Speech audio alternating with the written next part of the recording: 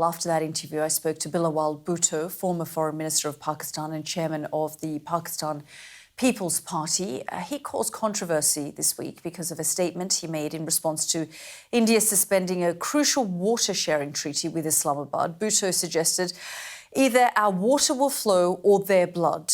In a moment, you'll hear how he defended those remarks. But first, did he agree with Pakistan's defence minister that his country has been a backer of terrorism?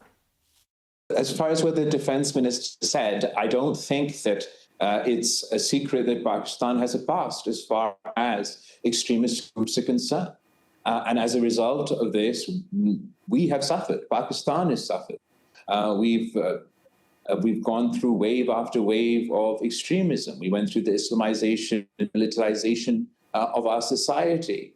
But as a result of what we suffered, we also learned our lessons. We've gone through internal reforms in order to address this problem, not only for us, but also the concern of the international community.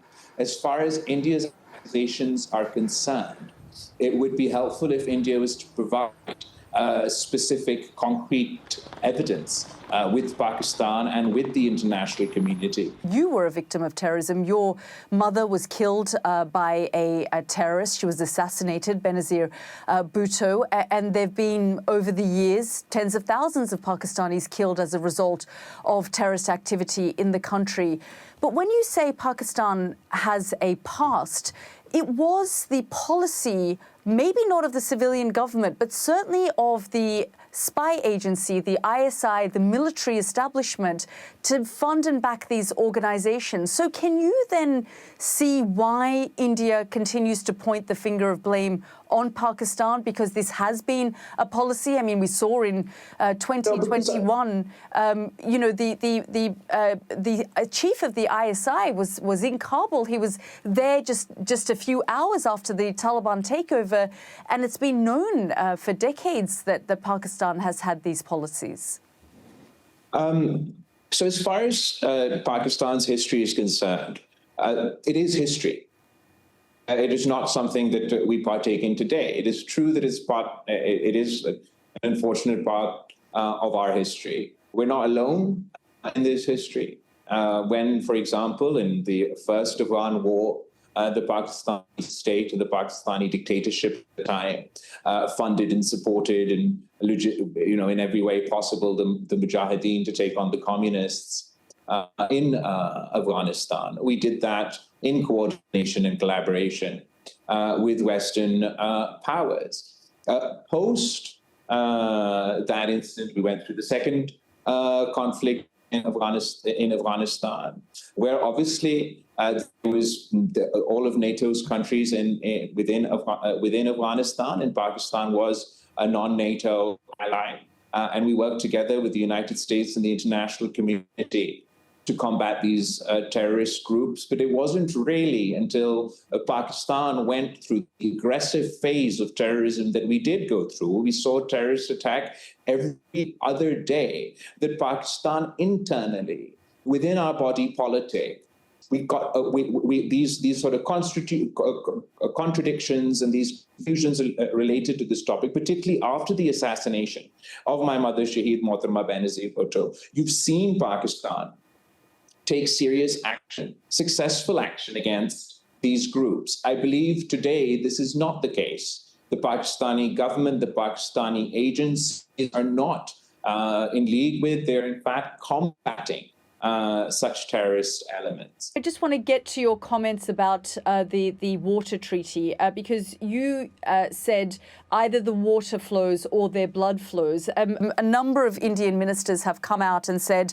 you know, we will no longer tolerate this. Now they'll have to just wait a few days. Another minister said that this was, you know, he had dishonored the sacrifice of his family. He's vowing decisive revenge for this attack. I mean, a number of Indian ministers have come back and taken issues with the comments that you've made.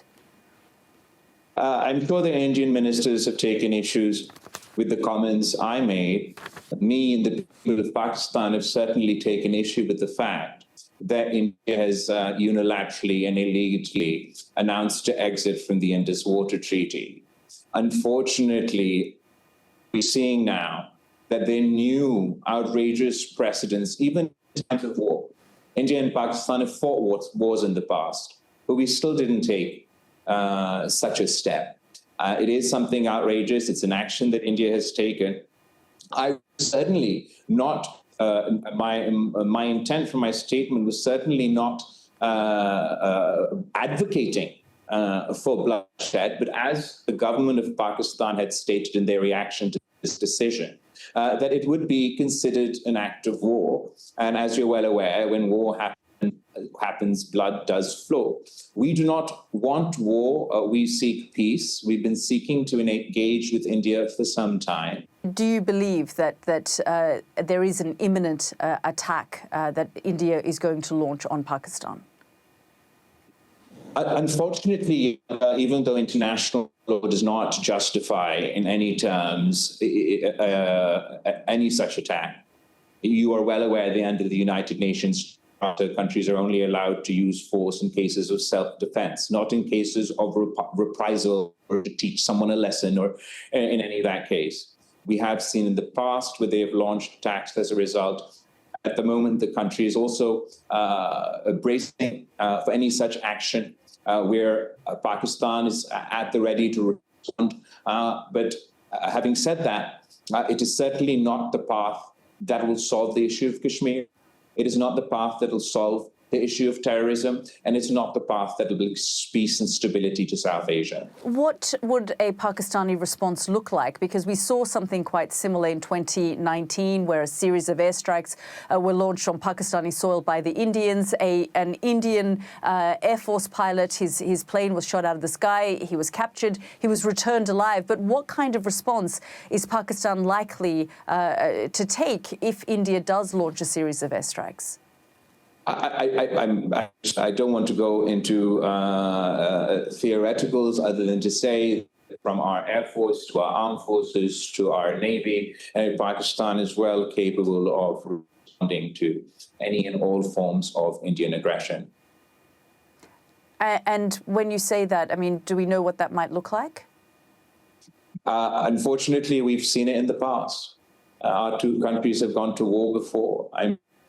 It is our hope that this does not happen, that better sense prevails, that the international community is engaging with both sides, but forcefully engages with both sides to ensure that there's no escalation, that there's a fair and impartial and neutral investigation into the incident, and then create a conducive atmosphere where India and Pakistan could work together. Short of that, this could be turn into anything from a limited skirmish and a tit-for-tat between our air forces or any other wings of our armed forces, or it could turn into a full-scale war, and ultimately we're both nuclear-armed countries, and heaven forbid a nuclear conflict. That's always a concern whenever tensions increase between India and Pakistan.